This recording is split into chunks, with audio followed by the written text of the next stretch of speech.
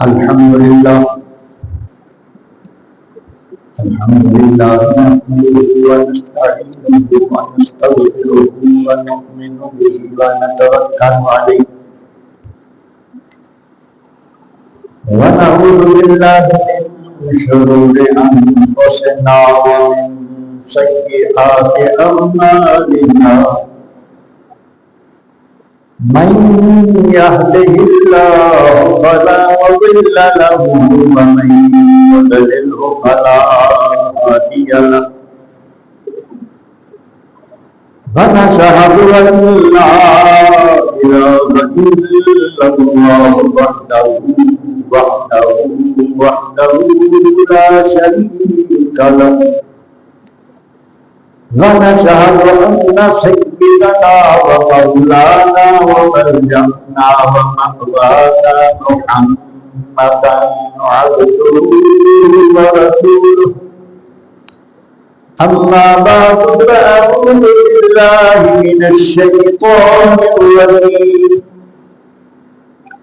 بسم الله الرحمن الرحيم وإذا حييتم بتحية فحيوا بأحسن منها أو ردوها صدق الله مولانا العظيم وبلغنا رسوله النبي الكريم الأمين الرؤوف الرحيم ونحن على ذلك من الشاكرين والشاهدين والحمد لله رب العالمين رب اشرح لي صدري ويسر لي أمري واحلل عقدة من لساني يفقهوا قولي رب زدني علما رب زدني علما رب زدني علما تمام تر حمد و ثنا کے لائق اللہ تبارک و تعالی جل جلالہ کا منوال کی ذات پاک جس نے ہر چیز کو پیدا فرمایا وہی سب کو پالنے والا نظام زندگی کو چلانے والا وہی ہر چیز کا مالک ہے اس کی ذات اور صفات میں کوئی شریک نہیں صرف وہی عبادت کے لائق درود و سلام کے ذریعے حضور سرور کائنات فخر موجودات احمد مصطفیٰ محمد مصطفیٰ صلی اللہ علیہ وآلہ وسلم کی بارگاہ جن کو اللہ تبارک و تعالی نے تمام جہانوں کے لیے رحمت بنا کر بھیجا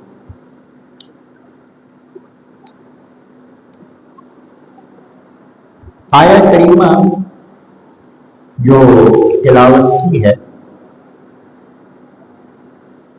اس میں اللہ تبارک و تعالی نے سلام کا طریقہ بتایا ارشاد باری تعالیٰ ہے وَإِذَا حُيِّيتُم بِتَحِيَّةٍ جب تمہیں کوئی کسی لفظ کے ساتھ سلام کہے تو تم اس سے بہتر لفظ کے ساتھ سلام کرو وَإِذَا حُيِّيتُم بِتَحِيَّةٍ فَحَيُّوا بِأَحْسَنَ مِنْهَا اس سے بہتر لفظ کے ساتھ سلام کرو اور ردوہا یا وہ لفظ جو تمہارے لیے کہے گئے ہیں وہی لوٹا دے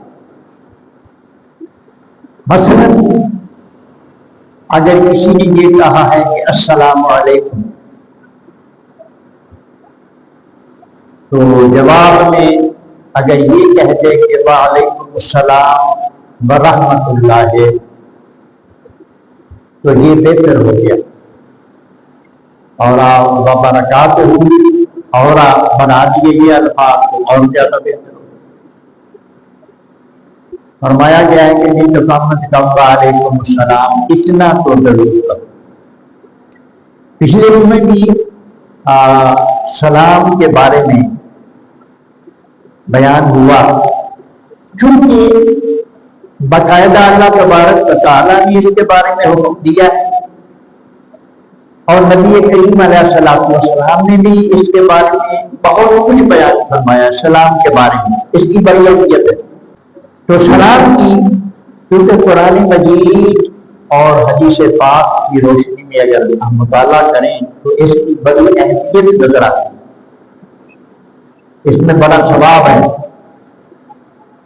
اس کے بڑے فوائد ہیں جو نبی کریم علیہ السلام نے بیان فرمائے ہیں حدیث پاک میں ہم پڑھیں گے انشاءاللہ تعالیٰ وہ۔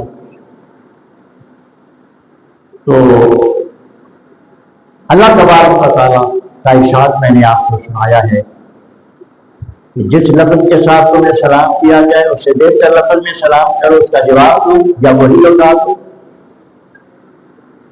یہ بھی میں نے عرض کر دیا کہ کس طرح لوٹانا ہے۔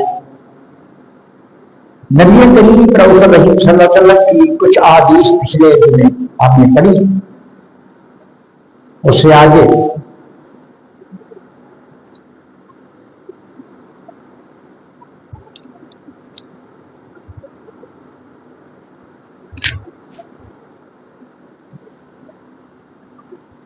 وعن انس رضی اللہ عنہ قال ان رسول اللہ صلی اللہ علیہ وسلم، حضرت انس رضی اللہ تعالی عنہ بیان فرماتے ہیں کہ نبی کریم علیہ السلام مر علی غلمان، بچوں کے پاس سے گزرے، ایک جگہ پر بچے موجود تھے، نبی کریم علیہ السلام وہاں سے گزرے، فسلم علیہم، نبی کریم علیہ السلام نے ان کو سلام کہا۔ اسی حدیث میں یہ بات بیان ہو چکی ہے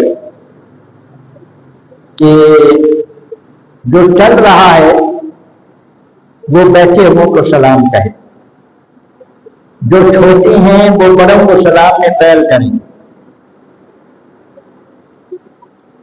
جو سوار ہے وہ پیدل چلنے والے کو پہلے سلام کہیں۔ تو یہ تقریباً ایسا ہوتا رہتا ہے، لیکن بچوں کے بارے میں تقریباً سستی دیکھی جاتی ہے کہ بچے اگر کسی جگہ پہ موجود ہوں تو کم ہی بڑے آ کر سلام کہتے ہیں، لیکن نبی کریم علیہ السلام یا بچوں کے پاس سے گزرے تو ان کو بھی سلام دیں۔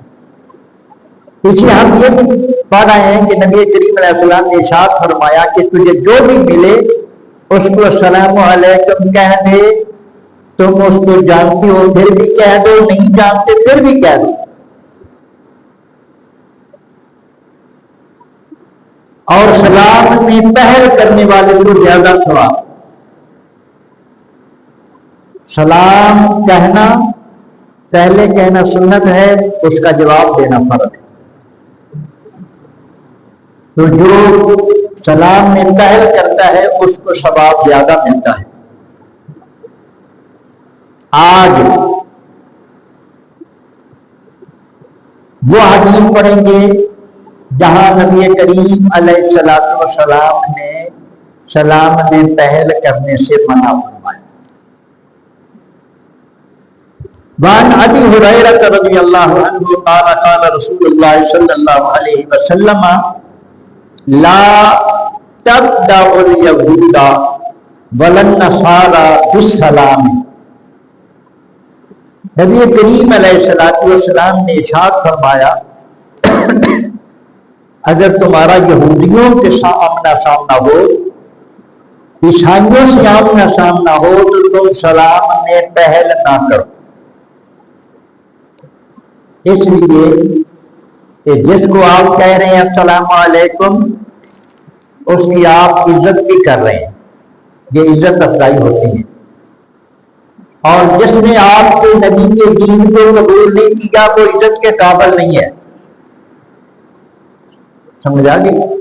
جس نے آپ کے نبی کے دین کو قبول نہیں کیا وہ عزت کے قابل نہیں ہے، لہذا ان کے سلام میں پہل نہ کرو، یہودی ہو یا عیسائی ہو، کسی طرح کا بھی بدعقیدہ، یعنی بالفرض کوئی آپ کو پتا ہے کہ یہ جو گزرا ہے یہ میرا رہی ہے،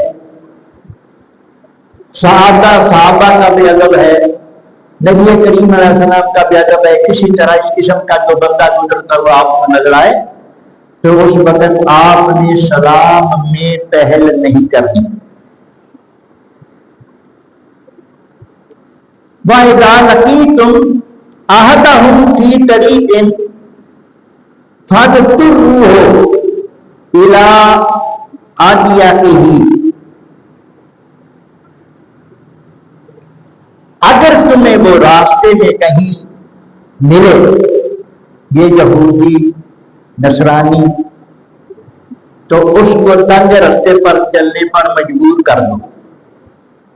مطلب یہ ایسا راستہ ہے جہاں مسلمان بھی گزر رہے ہیں تو یہ لوگ بھی گزر رہے ہیں، تو جو اچھی جگہ ہے نا تم اس پہ گزرو، اس پہ چلو، مل کے اکٹھی ہو گیا، جو اچھی جگہ ہے اس پہ خود چلنا شروع کرو، تنگ راستے پہ ان کو چلنے پہ مجبور کرو۔ یہ نبی کریم علیہ السلام کا ارشاد ہے، اور حضور کے ارشاد کے پیچھے اللہ تبارک و تعالیٰ کا حکم ہوتا ہے۔ وعن ابن عمر رضی اللہ عنہ قال قال رسول اللہ صلی اللہ علیہ وسلم اذا سلم علیکم اليہود فانما یقول احدهم السلام علیک فقل وعلیک السلام وعلیک۔ حضرت ابن عمر رضی اللہ عنہ سے روایت ہے کہ نبی کریم علیہ السلام نے ارشاد فرمایا کہ جب تم کو سلام کریں یہودی،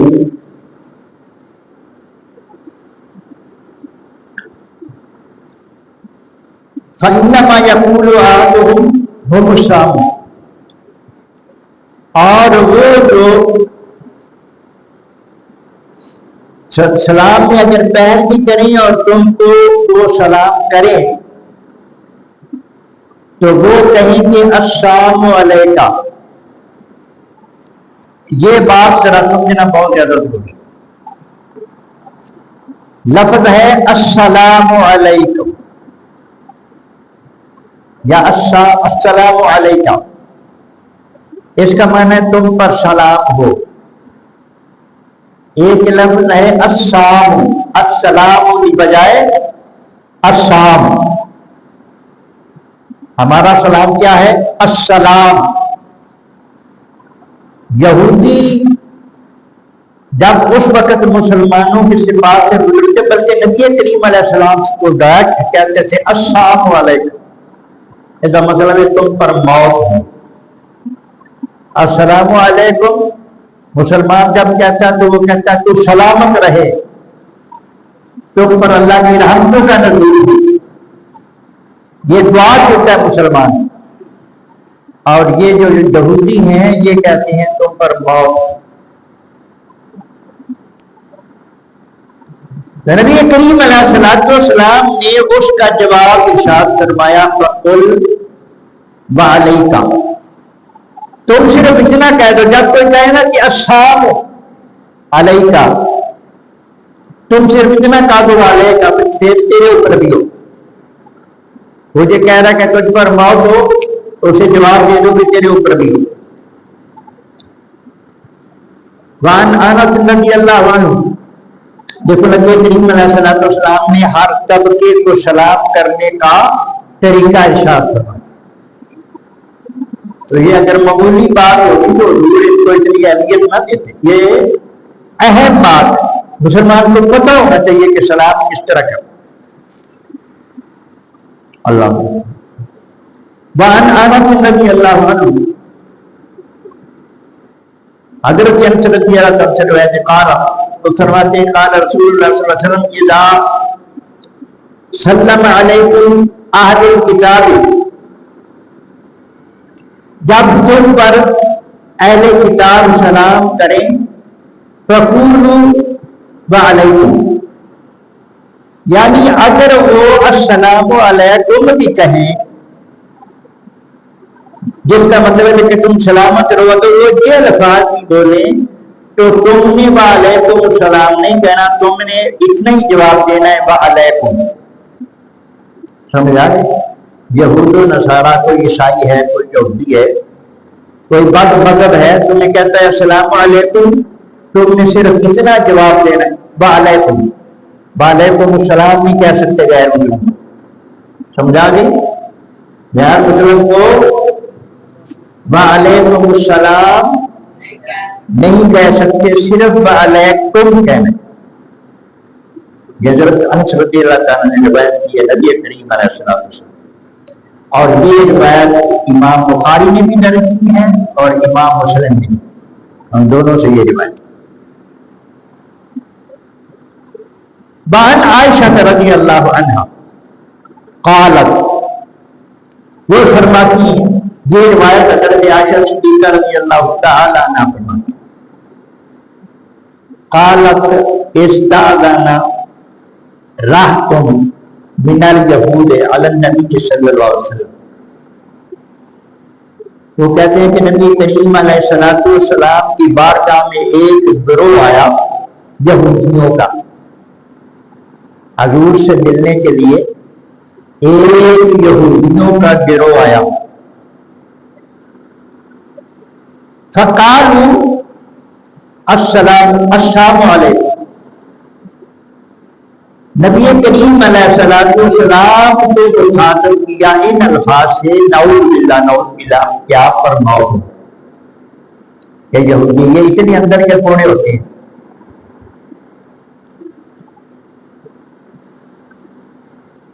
اللہ پاک نے قرآن مجید میں ان سے دوستی کرنے سے منع فرمایا، اور قرآن مجید میں یہ بھی ارشاد فرمایا کہ جب دو نصارہ کے نہیں تمہارے سکے نہیں ہو سکتے.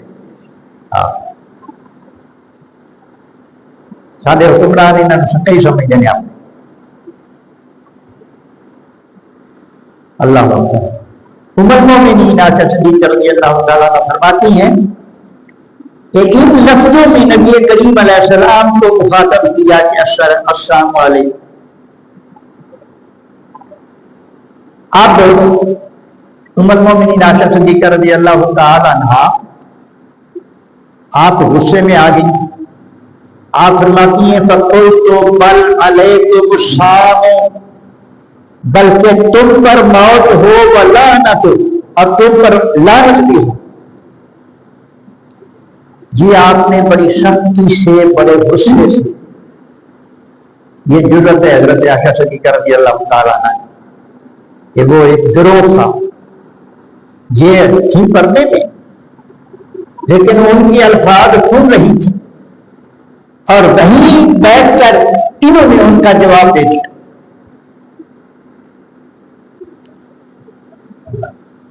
فقال یا عائشہ، تو نبی کریم علیہ السلام نے حضرت عائشہ رضی اللہ تعالیٰ عنہ سے فرمایا ان اللہ رفیق یحب الرفق، اللہ تبارک و تعالی مہربان ہے، وہ نرمی کو پسند کرتا ہے. فی الامر کلھا، ہر معاملے میں اللہ تبارک و تعالی مہربان ہے، وہ ہر معاملے میں نرمی کو پسند فرماتا ہے. حضرت عائشہ رضی اللہ تعالیٰ فرماتی ہیں قول تو اولم تسمع ما قالوا، میں نے نبی کریم علیہ السلام کی بارگاہ میں عرض کی کہ یا رسول اللہ، آپ نے سنا نہیں کہ انہوں نے کیا کہا ہے؟ قال وقد قلت وعلیکم، نبی کریم علیہ السلام نے ارشاد فرمایا کہ میں نے سنا ہے اور میں نے ان کا جواب دے دیا.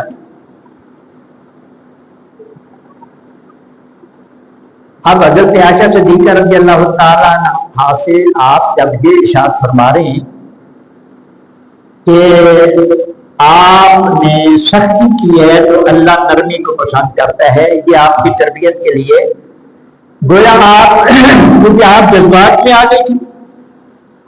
نبی کریم علیہ السلام سے عشق تھا حضرت مائی صاحبہ کو، اور آپ کے بارے میں وہ کیسے برداشت کر سکتی تھی کہ کوئی یہ بتے کہ آپ پر موت برداشت نہیں کر سکتی. تو نبی کریم علیہ السلام نے ان کی یہ تربیت فرمائی کہ آپ جتنا غصے میں آ کر بات کر رہی تھی اس سے ذرا تھوڑا نرم ہوتا، کیونکہ میں نے ان کو جواب دے دیا تھا جب انہوں نے کہا کہ السلام علیکہ تو علیکم، تو میں نے کہہ دیا تھا کہ تم پر بھی یہی ہو. یہ اس کا جواب وہ اثر بنتا تھا. انہوں نے کہا تم پر موت ہو، میں نے کہا تم پر بھی ہو. اللہ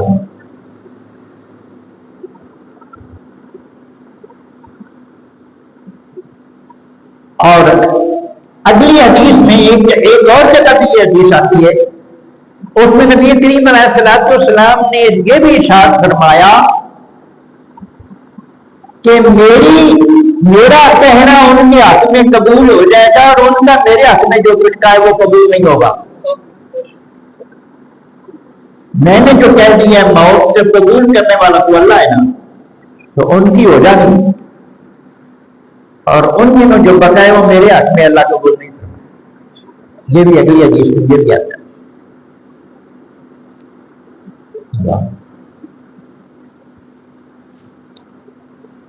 قال ان اليهود اتوا النبي صلی اللہ علیہ وسلم فقالوا السلام علیکم قال وعلیکم. یہ اسی پچھلی حدیث کی وضاحت آ رہی.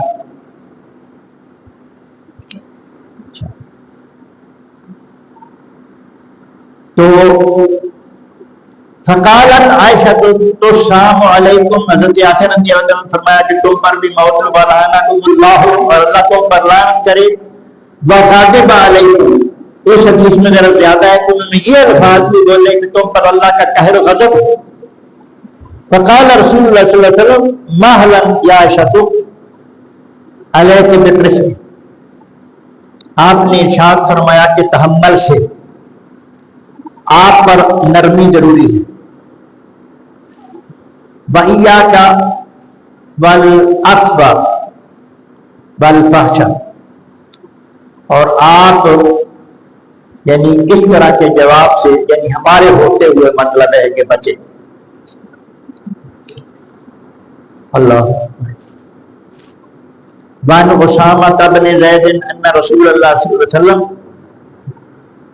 مر بمجلس فیہ اخلاق من المسلمین والمشرکین عبدت الاوثان والیہود. حضرت اسامہ رضی اللہ عنہ نے ارشاد فرما رہے ہیں کہ نبی کریم علیہ السلام ایک ایسی مجلس کے پاس سے گزرے جہاں مخلوط تھے لوگ، ملے جلے لوگ تھے. اس میں مسلمان بھی تھے، اس میں مشرک بھی بیٹھے ہوئے تھے، یعنی بتوں کے پجاری بھی، اور یہود بھی بیٹھے ہوئے تھے.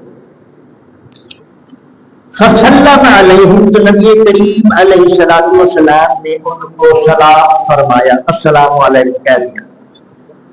اب اس میں نبی کریم علیہ السلام نے یہ تعلیم دی ہے، پیچھے ہم پڑھ آیا کہ نبی کریم علیہ السلام نے منع فرمایا کہ تمہیں یہودی ملے، عیسائی ملے، کوئی غیر مسلم ملے تو اس میں تم نے سلام میں پہل نہیں کرنی.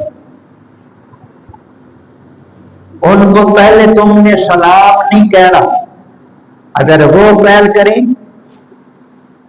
تمہیں السلام علیکم کہہ دیں تو تم یہ کہہ سکتے ہو وعلیکم.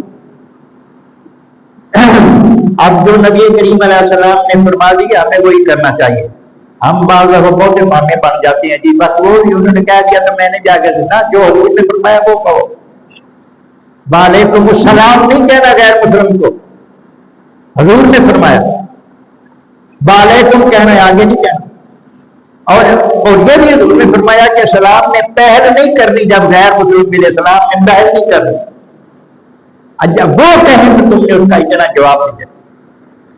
تو جہاں یہ ارشاد فرما رہی ہیں کہ نبی کریم علیہ السلام گزرے تو مخلوط مجلس تھی.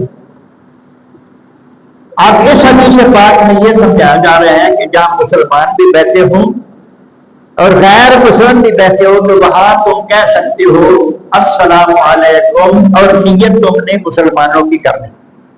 تمہارے دل میں نیت ہو کہ میں مسلمانوں کو سلام کہہ رہا ہوں, مسلمانوں کی نیت کر کے تم نے مسلمانوں کو السلام کیا دے.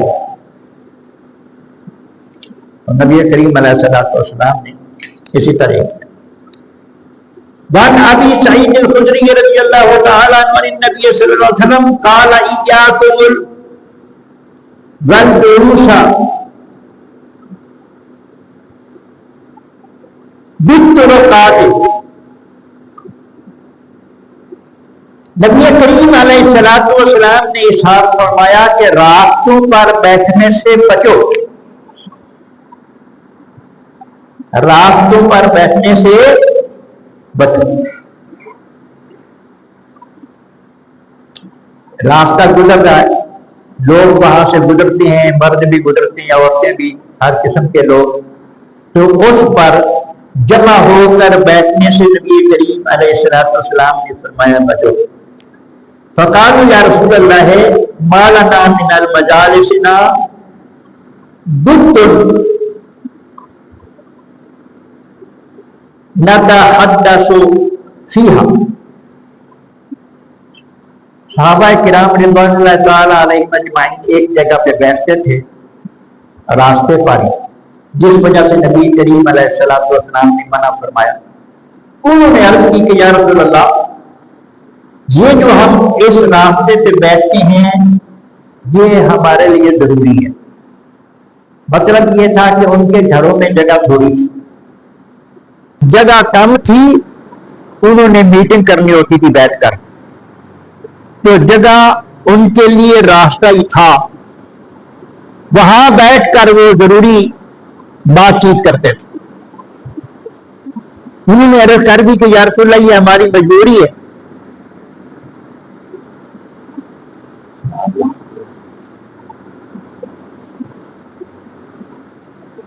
تو نبی کریم علیہ السلام نے ارشاد فرمایا فَإِذَا أَبَيْتُمْ إِلَّا الْمَجْلِسَ فَأْتُوا الطَّرِيقَ حَقَّهُ. اگر تمہارے لیے ضروری ہو کسی ایسی جگہ پہ بیٹھنا, تمہاری مجبوری ہو, تو پھر اس کا حق ادا کرو, پھر راستے کا حق ادا کرو. بڑی اہم بات ہے, اس کو بڑے غور سے سننا ہے. پھر اس راستے کا حق ادا کرو. قالوا وما حق الطریق, یا رسول اللہ صلی اللہ علیہ وسلم راستے کا حق کیا ہے؟ قال غض البصر,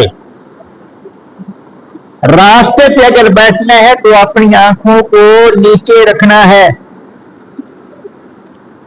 کیا فرمایا؟ راستے پہ اگر بیٹھنا ہے تو اپنی نظروں کو نیچے رکھنا ہے. لنگڑیاں ٹپٹیاں تیاں پیروں نہیں دیکھنا, پھر نظر اپنی نیچے رکھ کے بیٹھنا ہے. یہ راستے کا حق ہے جو ادا کرنا ہے اگر راستے پر بیٹھنا ہے تو. بکف الاذى ورد السلام, اور راستے پر کوئی تکلیف دینے والی چیز ہو تو اس کو ہٹا دینا ہے. نہ خود باعث تکلیف وہاں بیٹھ کر باعث تکلیف لوگوں کے لیے بننا ہے, اور نہ ہی کوئی اور چیز وہاں پڑی رہنے دینی ہے جو راستے کے گزرنے والوں کے لیے تکلیف دہ ہو. یہ راستے کا حق ہے. برد السلامی، اور سلام کا جواب بھی دینا ہے. بعض دفعہ ایسا ہوتا ہے گزرنے والا السلام علیکم کہتا ہے تو آگے سے جواب نہیں دیا جاتا. اب جو سلام کا جواب نہ دے گا وہ گناہگار ہو. جواب دینا تو ویسے ہی فرض ہے. گزرتا ہوا با عزت انسان ہے، اس نے ہماری عزت کی، ہم بیٹھے اس نے کہا السلام علیکم، ہم نے پرواہ ہی نہیں کی. اس کی دل چکنی ہے، فرمایا سلام کا جواب دینا ہے. بل امر بالمعروف ہے، اور نیکی کا حکم بھی دینا ہے وہاں راستے پر بیٹھ کے. والنہی عن المنکر، اور برائی سے منع کرنا ہے. اتنا کچھ کر سکتے ہو تو راستے میں بیٹھ جانا، وہی مجبوری سے. اگر ایسا نہیں کر سکتے تو پھر راستے پہ نہیں بیٹھ. اللہ اکبر. وعن ابی ہریرہ رضی اللہ عنہ عن النبی صلی اللہ علیہ وسلم فی هذه القصۃ قال وارشاد السبیل.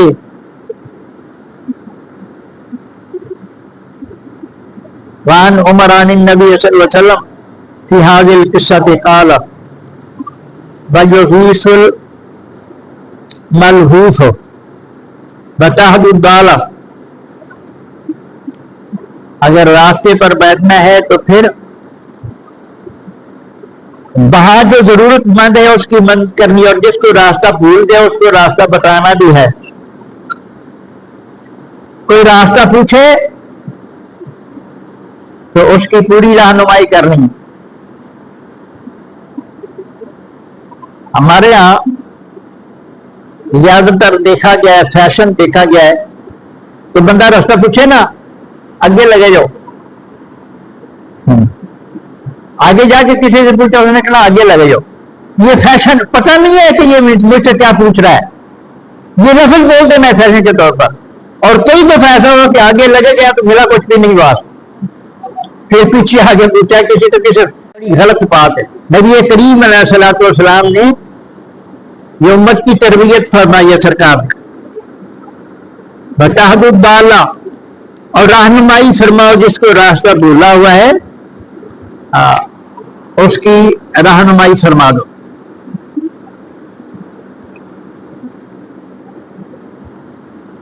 عن علی رضی اللہ عنہ قال قال رسول اللہ صلی اللہ علیہ وسلم للمسلم علی المسلم ست بالمعروف. اس سے ملتی جلتی ایک حدیث پیچھے بھی گزر چکی ہے، اس میں بھی حضرت علی رضی اللہ تعالیٰ عنہ کا سے روایت آ گئی ہے کہ مسلمان کے مسلمان پر 6 حق ہیں. جو سلم علیہ اذا لقیہ، کہ جب مسلمان سے ملے تو وہ اس کو کہے السلام علیکم. یہ مسلمان کا مسلمان پر حق ہے. وَيُجِيبُهُ، اور آپ کو کوئی سلام کہے تو اس کا آپ نے جواب دینا ہے. اذا دعاہ، ہاں، اور اگر کوئی آپ کو دعوت دے تو اس کی دعوت کو آپ نے قبول کرنا ہے. وَيُشَمَّتُهُ اذا عطس، اور جب کسی کو چھینک آئے، کسی کو نچھ آئے اور وہ نچنے کے بعد الحمدللہ کہے تو اس کا جواب دینا ہے یرحمک اللہ، اس کا جواب بھی دینا ہے.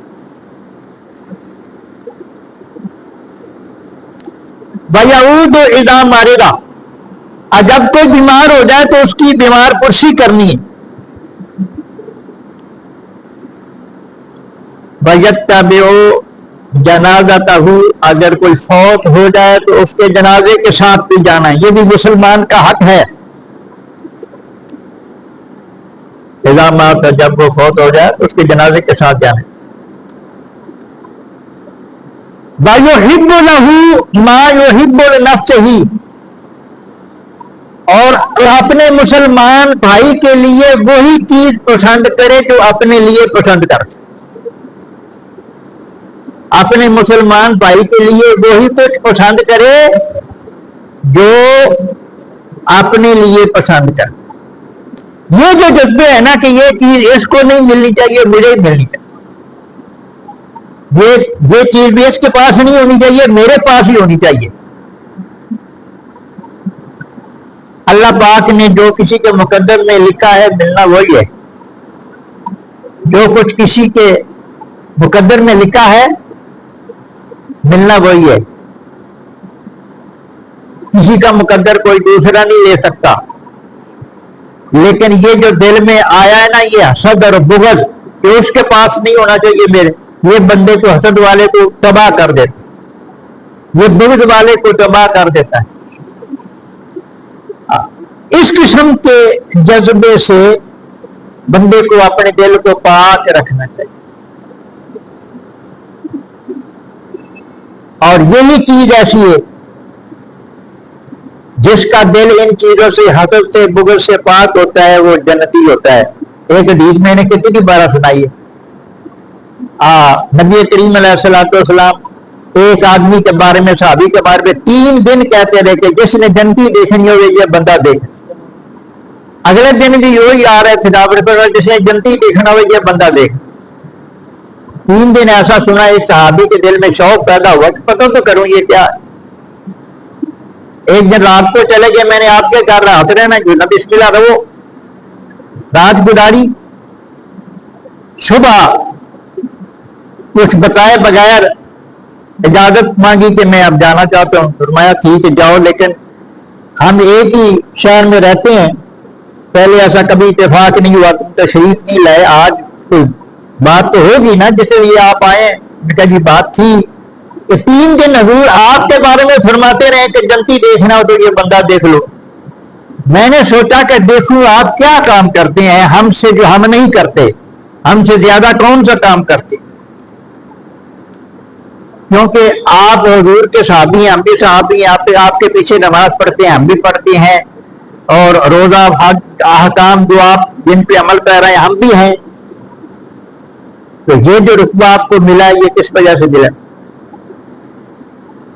انہوں نے فرمایا وہ ایک ایسا عمل ہے جو کسی کو نظر نہیں آتا, وہ ہے میرے, جس کی وجہ سے حضور نے فرمایا. وہ فرماتے ہیں کہ اگر مجھ سے کوئی بندہ میرے ساتھ زیادتی کرتا ہے تو میں اسی وقت اس کو معاف کر دیتا ہوں, اور میں ہر رات سونے سے پہلے یہ دعا کرتا ہوں کہ مولا جس بندے نے مجھ سے زیادتی کی ہے میں اس کو معاف کرتا ہوں, بندہ ہو کہ تو مولا ہے, تو بھی اس کو معاف کر. بس میں ہر روز اپنے دل کو مسلمانوں کے حسد اور بغض سے پاک کر کے سوتا ہوں. اس کے سلے میں اللہ پاک نے مجھے یہ چیز عطا فرمائی کہ میرے نبی نے میں نے جلدی قرار دیا. اللہ پاک ہمیں بھی ایسے جذبے عطا فرمائے.